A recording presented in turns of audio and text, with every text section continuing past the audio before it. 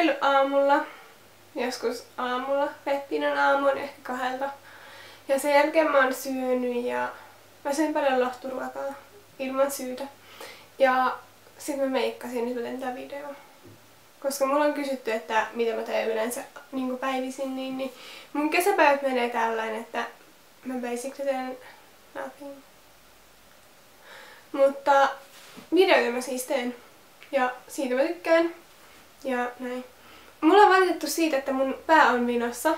Tai että mua ärsyttää katsoa näitä videoita, koska aina mun päätä vinossa. En tiedä miten päin mä keikutan sitä. Mutta jos joku olisi vähän selventää, että miten mä keikutan, niin vois auttaa asiaa. Voisin lopettaa keikuttamisen. Tai se on vaan luonnollista, että mun pää menee tälleen. Niin kuin myös kuulette, niin mun ääni on vielä vähän tämmönen aamunen, että mä varmaan tunnin ollut vasta hereillä. Ja tänään siis olisi tän vaihtarevideoiden toisen videovuoro. Tänään mä ajattelin kertoa jenkeistä, ihan yleisesti siitä vuodesta, millaista mulla oli siellä, mitä hankaluuksia, mitä kivoja asioita. Vähän vastailla teidän kysymyksiin ja näin. Sitten mä ajattelin myös, että mä teen Las Vegasista ihan erillisen videon, koska kaikki kysyvät, että onko se stereotypiat ja onko stereotypiat totta ja saako siellä olla kasinoilla ja kaikkea tämmöistä. Mä kerron siitä toisella kertaa. Mutta nyt mä kerron ihan vain siitä vuodesta. Eli melkein tasa vuosi sitten, 16.8.2013, mä olin aamulla lentokentällä ja mun kone lähti ja mä lensin Lontooseen. Muiden vaihtareiden kanssa sitten me lennettiin New Yorkiin ja oltiin siellä pari yötä. Oli tosi kiva, me oltiin ison porukan kanssa ja me katsottiin paljon nähtävyyksiä. Totta kai se oli semmoinen vähän hämmentävä, kun olit just sanonut moikka ja haluaisit periaatteessa vaan nähdä sen uuden perheen. Ei ehkä paras mahdollinen tilanne mennä sinne New Yorkiin, mutta kuitenkin tuli se paikka nähtyä ja mä en ole niin suurkaupunkien fani, että multa ei kannata kysyä millainen se oli. Että periaatteessa ihan tosi ihana paikka, mutta en haluaisi mennä uudelleen. Ja sen jälkeen mä lähdin sieltä aamulla 19. päivä ja lensin Las Vegasiin. Mä näin siellä mun host-äitin ja mun host-siskon. Tää oli siis mun eka perhe. Ja oli tosi outoa nähdä siis. Sä menet vaan silleen halat, niin ne voi että ihan näet teitä ja sä et edes sulla ei ole mitään tunnesidettä niihin. Ja se oli vaan tosi outoa. Ja mä en siis ihan yhtään puhunut englantia, että se oli tosi haastavaa pari eka viikkoa, kun mä vaan yritin selvitä ja olla silleen, ettei niillä mene hermot muu ja mun puhumattomuuteen. Mutta sit se lähti siitä vähitellen sujumaan ja oli aluksi tosi hienoa, just kun oli uudet paikat ja sä olit silleen, että nyt mä oon täällä ihan oikeesti. Mutta vähän päästä mulle alkoi tulla semmonen, että tää perhe ei ole mun perhe, mä en tykkää olla täällä, mä oon tosi yksinäinen ja se ei vaan ollut ehkä ihan mun paikka. No siinä sitten alkoi koulu ja koulu oli mitä oli. Mä kerron siitäkin toisessa videossa. Mä kerron nyt vaan tästä host-perheestä ja elämästä koulun ulkopuolella. Ja ehkä ekat 3 kuukautta mulla oli se ongelma, ettei ollut kavereita oikeastaan. Ja jenkit vielä Las Vegas on niin suuri kaupunki ja sinne muuttaa porukkaa ja muuttaa vuoden päästä pois. Et siellä on vähän tämmöstä. Ja meidän koulussa oli melkein 3000 oppilasta. Niin oli tosi vaikea saada kavereita. Ja vaihtareita oli, mutta siinä vaiheessa vielä mun aluevalvoja oli koko ajan, että mä koitin nyt niitä jenkkejä etsiä, älä ole vaihtareiden kanssa. Ja siitä tuli ihan hirveä stressi itselle, että miksi mulla ei ole kavereita ja tämmönen. Mut sit mä hyväksyin sen, että vaihtarit on mun kavereita ja mä en oikeastaan vois parempia kavereita saada. Ja sitten siinä vaiheessa mun elämä meni tälleen ylöspäin. Ja sit mä olin niiden vaihtareiden kanssa ja oli kiva. Ja sitten mulle tuli tosi isoja ongelmia perheen kanssa. Että ei vaan enää mennyt putkeen. Mä en tykännyt niiden kirkosta ja siinä oli pari muutakin ongelmaa. Niin siinä vaiheessa mä sanoin mun aluevalvojalle, että mä haluan vaihtaa. Ehkä 2 kuukauden jälkeen. Ja siinä sovittiin ehkä 3 kertaa, että no koita vielä uudestaan, että jos sä nyt pystyisit. Keskusteltiin, että ei nyt voi näin helposti vaihtaa perhettä, kun periaatteessa kuitenkin kaikki suhteet ihan ok. Ja sitten vaan kun mä olin 3 kuukautta siellä ollut, niin mä vaihdoin. Mä sanoin, että mä lähden kotiin, jos mä en saa vaihtaa. Et se oli joulukuun alkua sitten, kun mä vaihoin. Sitten mä sain mun uuden perheen. Ja mun uusi perhe oli aivan ihana. Että niillä on 2 lasta. 12-vuotias tyttö ja 8-vuotias poika. Ja ne oli tosi sydämellisiä, niillä oli ollut 3 vaihtaria mua ennen jo. Ja niiden äiti oli tosi nuori, se oli 32 ja niiden isä oli 40. Ja mulla niinku, tietenkin aluksi kun mä menin sinne, mä muistan mun aluevalvoja avasi se oven ja huusi silleen, että Peppina tuli nyt ja mä vaan ihan paniikissa siinä silleen, että ei taas se mene uuteen paikkaan, mitä jos ei toimi. Mutta sit se mun pikkuveli tuli sieltä täysin ja syöksyi silleen halaamaan mua ja mä olin vaan silleen moi. Ja sit se siitä, en mä tiedä, se vaan meni hirveän hyvin. Ehkä viikko meni, niin musta alkoi tuntua siltä, että mä voin tehdä jo ihan mitä vaan, mä voin mennä ilman meikkejä alakertaa, mä voin tehdä ihan mitä mua huvittaa. Ja just silleen, meistä tuli tosi hyviä kavereita mun host-isken kanssa, me käytiin salilla treenaamassa yhdessä ja mun host-äiti oli tosi kova soppailemaan, että aina jos tarvii jotain soppailla, niin se soppaili munkaan. Se löysi mulle prom-mepankin. Ja mun host-isko oli semmonen pikkusen teini, mutta aivan ihana. Mun poikaystävä aina sanoi, että joo, sillä on varmaan silti hyvä sydän. Raukka. Mutta siis mun host-veli, sillä oli se oli autistinen ihan lievästi. Ja se on ehkä maailman sulosin lapsi. Mä en oikeesti kestä, mulla on ihan hirveä ikävä sitä. Ja se oli tosi rehellinen, ihan sama mitä, mistä puhuttiin, se oli tosi rehellinen. Ja semmonen sydämellinen, ja sit aina kun oli semmonen gimme kiss, niin sit se antoi sulle pusun. Mulla on ikävä sen pusu ja oi ei. Ja siitä lähti menee ihan hirveän hyvin, koska kyllä sä tarvitset semmosen hyvän perheen. Mä suosittelen, että jos sulla on sellainen olo, että tuut toimeen sun perheen kanssa ihan oikeesti ja sulla on vaan hirveä kotiikävä, koska sä haluat kotiin sun perheen luo tai sillä niin et sopeudu sinne, niin sitten keskustelut sun aluevalvojan kanssa. Ja sitten toinen juttu, että jos aluevalvojan kanssa ei mene hyvin, niin sitten sulla on joku ylempi taho, mihin sä otat yhteyttä, etkä lähde sen takia kotiin, ettei sulla mene aluevalvojan kanssa hyvin. Koska ei yksi ihminen voi pilata sun koko vuotta, koska niinkin on joillain mennyt. Mutta tosiaankin kannattaa ottaa sitten viime kädessä otat Suomeen yhteyttä ennen kuin lähdet kotiin.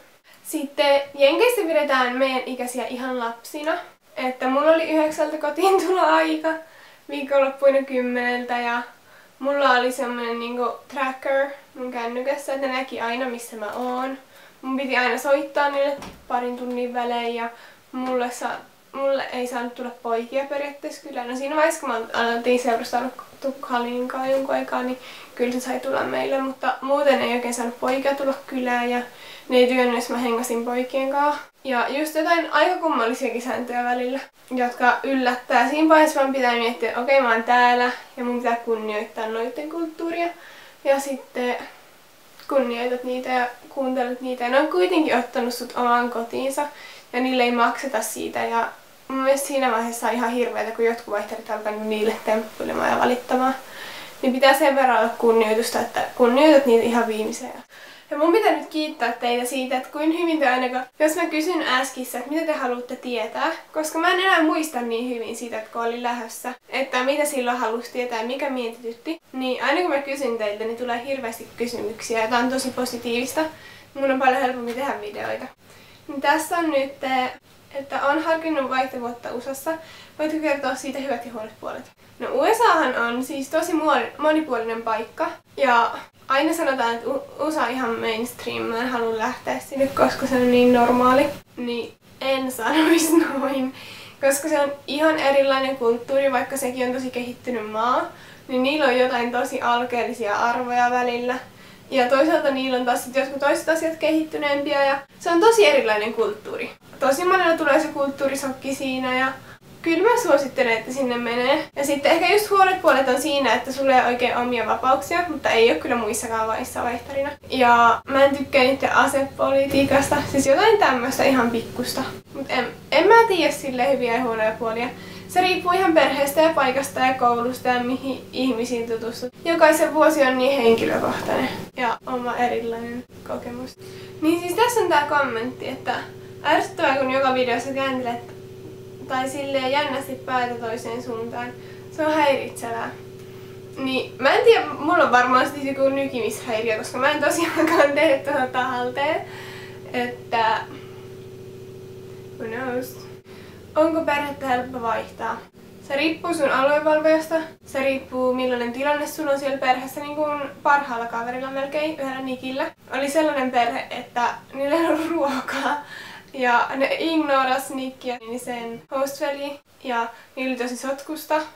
Ja siis niillä ei ole ketään koskaan kotona. Tuollaisessa tilanteessa on niiden aika pakko vaihtaa sut. Ja se riippuu, musta tuntuu, että se eniten riippuu sun omasta asenteesta kanssa tilannekohtaisesti. Että joskus jos sä niin meet sinne, että mulla on kaikki niin huonosti, mä en tykkää tästä, voit sä nyt heti saman tien vaihtaa, mutta voitko löytää mulle perheen nyt heti? Niin ei varmana, se on silleen, että ihmelleen lipentu, että ei varmana. Mutta jos sä meet sinne, että hei, mulla ei nyt mene kaikki ihan hyvin, että voisiko me keskustella asiasta ja löytää ratkaisu tälle, niin se on ehkä parempi lähestymistapa. Että ei kannata suoraan mennä silleen, että mä vaihdan, koska se ei tykkää hyvää siitä varmastikaan.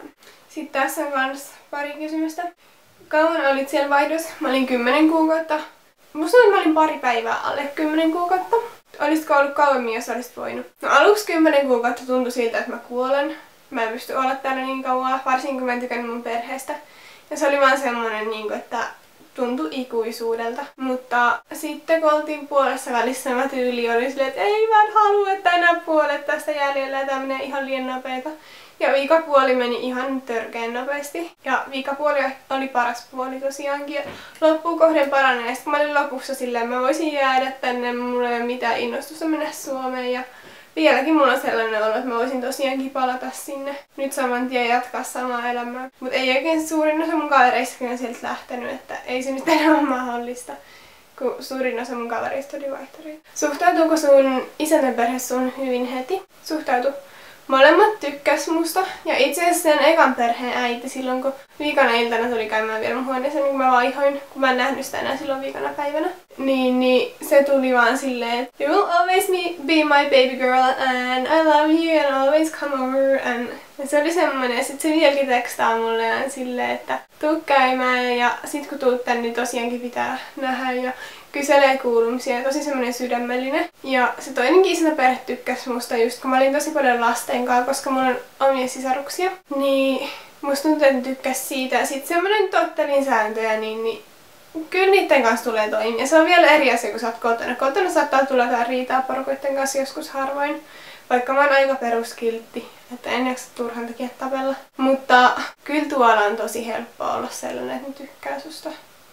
Ja sit just se, että on meidän ulkomaalainen ja kattokaa kun se syö veitsellä ja haarukalla ja kattokaa kun niillä on poroja pihalla ja kun se tulee Suomessa, niin silloin täällä on niin kuuma ja sitten kaikkea semmoista. Sä oot niillä vähän niin kuin semmoinen oma lemmikki. Oliko jotain yllätyksiä, mitä et olisi voinut ajatella? Oli varmasti ihan hirveästi yllätyksiä.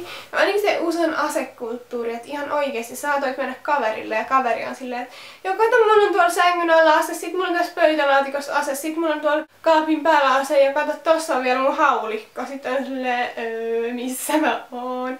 Sitten just niinku mun ekalla houseperheellä oli tosi isot asekaapit. Tokalla, niin tai siis oikeastaan kaikilla niillä on aseita. Nyt joku soittaa mulle.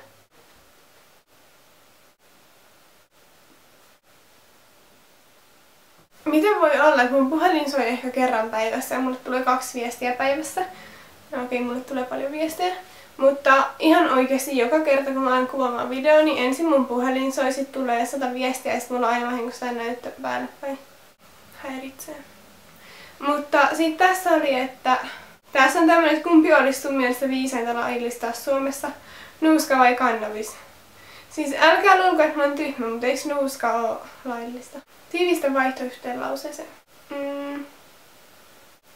Mä en muista miten se menee se lause, mutta kuitenkin se niinku, mä laitan sen tähän perään vaikka videon loppuun, mutta it isn't the best year of your life, it's your life in 1 year. Mun mielestä jotain tällaista kuitenkin. Et se on periaatteessa niinku, se on ihan oikeesti niinku koko elämä. Kun sä periaatteessa lähdet ihan tyhjiltä, sä tutustut ihmisiin ja sit se niinku, en mä tiedä, se on vaan niin uskomaton kokemus. Että lähtekää kaikkia, menkää ja nauttikaa ja toivottavasti mä autoin jotain. Ja nyt mulle tuli vissiin lisää. Mulle tuli se idea, että mä teen nyt sen Vegas-videon. Ja liitän paljon kuvia Vegasista ja kerran kaikista muistoista, missä me käytiin kavereitten kanssa. Ja sitten sit mun piti tehdä se kouluvideo ja sit se, että millaista oli lähteä sieltä ja mitä on mennyt, kun on tullut kotiin, kuin hirveä ikävä on. Ja mitkä oli vaihtovuoden parhaita muistoja? Eli, no ainakin yksi ihan ehdottomasti paras päivä oli se, kun me lähdettiin haikkaamaan Utahiin Zionin kansallispuistoon. Ja siinä oli, kun mä lasken. Siinä oli vissiin 4 mun parasta kaveria. No silleen parhaita kavereita. Ei ehkä parhaita, mutta parhaita kuitenkin. Me mentiin sinne ja kiivettiin semmosen 2,5 kilometriä korkean vuoren päälle. Ja mulla on ihan hirveä korkean paikan kamma, että se teki tästä ehkä vielä paremman kokemuksen. Koska mä oikeesti voitin itteni ja kiipesin sinne ylös ja... No en ihan ylös, mä en pystynyt mennä ehkä sitä vikaa 100 metriä mä en pystynyt mennä, koska se oli niin semmoista pystyjyrkkää seinää. Että sä roikuit vaan semmoisessa ketjussa ja mennä eteenpäin, niin en olisi pystynyt siihen. Ja sitten me käytiin siellä kahlaamassa yhdessä purossa. Tai semmoisessa ihan kirkasvetisessä joessa. Ja se oli vaan jotain, niinku, se oli vähän niinku jostain Veljeni leijona mielestä tai jostain se maisema, koska se oli vain tosi upea. Ja automatkalta oli kivoja niiden kavereitten kanssa. Sitten tosi hyvä muisto, kun mentiin Los Angelesiin. Mun kaverin, sen siskon ja sen äitin kanssa kattoo NHL-peli. Ja käytiin Hollywoodissa. Se oli yksi hyvä muisto. Sitten San Diegossa me käytiin perhelomalla viikko semmoisessa ihanassa hotellissa. Ja nukuttiin siinä meren rannalla ja me kahlattiin siellä hiekassa ja tehtiin kaikkea ihanaa. En mä tiedä, se oli vaan tosi rentouttava loma keskelle koulua. Ja oli just sellainen, että jos enää jaksanut yhtään koulua, niin se tuli ihan oikeaan paikkaan. Sitten prom oli yksi ihan mahtava kokemus. Mä en tiedä, se oli vaan sellainen päiväni prinsessana. Ja ehkä vielä enemmän kuin vanhat, koska sä oikeesti niinku, sä teet niin paljon, sä teet sen niinku, sun pari kohtelee, se on niinku prinsessa ja voi ei, mä haluan takas sinne. Ja sit just se, kun meidän se nightclub oli siellä ihan niinku Vegasin korkeimmissa rakennuksissa. Ja siinä näkyy koko Vegasin yli, silleen sen stripin ja kaikki ne valot välkkyjä. Ja mulla on ikävä sinne. Se oli tosi hyvä ilta. Kyllä näitä on tosi monia. Kaikki perhelomat ja tällaiset oli parhaita. Ja sitten just pari, mitä oli mun kaverin noi yllätyssynttärit, oli ihan huiput. Dan täytti 18 mun mielestä. Niin ne oli kyllä tosi kivat, koska niillä oli kämppä tyhjänä ja oli hirveästi porukkaa ja musiikit katossa ja oli hyvää ruokaa ja se oli semmoinen kunnon kokemus. Mut joo, ehkä mä en ala enempää luettelemaan, kun te kyllästytte kohta siellä ja mun puhelinkin soi tässä vaihteeksi. Joo. Mutta tässä oli tää video tällä kertaa. Ja jos tykkäätte, niin mä voisin tehdä sellaisenkin videon, että mä kerron näistä enemmän näistä muistoista ja kaikista asioista, mitä mä tein siellä. Ja sit laitan just siihen niin mun puheen päälle kaikkia kuvia ja videoita, mitä siellä on tapahtunut. Tiedättekö, mä poistin mun kaikki kuvat koko vuoden aikana, että mulla ei ole mitään muita kuvia kuin ne, mitkä mä laitoin mun blogiin ja Facebookiin ja Instagramiin. Eli too bad. Mulla ei paljon kuvia sieltä oo. Mutta ne vähäiset, mitä mulla on, niin mä voin totta kai näyttää teille. Okei, moi moi! $250,000 on my necklace. Do you? I never said I was driving reckless. You and I know the jealousy is